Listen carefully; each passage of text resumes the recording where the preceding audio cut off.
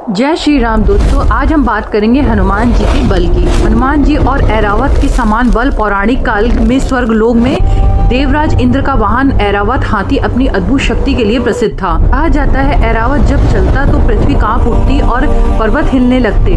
उसी समय पृथ्वी पर महावीर हनुमान अपनी बल अवस्था में अपनी शक्ति का अभ्यास कर रहे थे। उनका शरीर छोटा था पर बल असीम। देवताओं के मन में प्रश्न उठा, क्या पृथ्वी पर कोई ऐसा है जिसका बल ऐरावत के बराबर हो सकता है? इंद्रदेव ने स्वयं ऐरावत को भेजा हनुमान जी की शक्ति देखने। हनुमान जी का शरीर वज्र के समान कठोर और पर्वत के समान स्थिर था। उनकी भुजाओं में एक ऐसा सामर्थ्य था कि वे चाहे तो पृथ्वी को भी थाम ले। वे जब चलते थे तो दिशा स्थिर हो जाती थी, वे जब रुकते थे तो वायु भी ठहर जाती थी। हनुमान जी बल केवल मांसपेशियों में नहीं, उनकी श्वास में भी था, क्योंकि वे वायु पुत्र थे। श्वास के साथ उनका बल बढ़ता जाता था। देवराज इंद्र ने जब यह सामर्थ्य देखा तो उन्होंने परोक्ष रूप से हनुमान जी की परीक्षा लेने का विचार किया।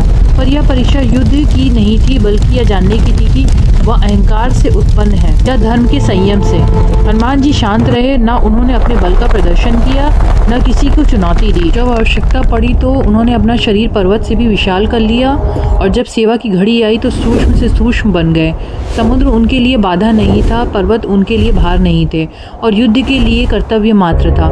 संजीवनी पर्वत उठाते समय उनकी भुजाएं नहीं थकी, क्योंकि वह भार नहीं, राम सेवा का प्रसाद था। अगर आपको यह कथा पसंद जय श्री राम।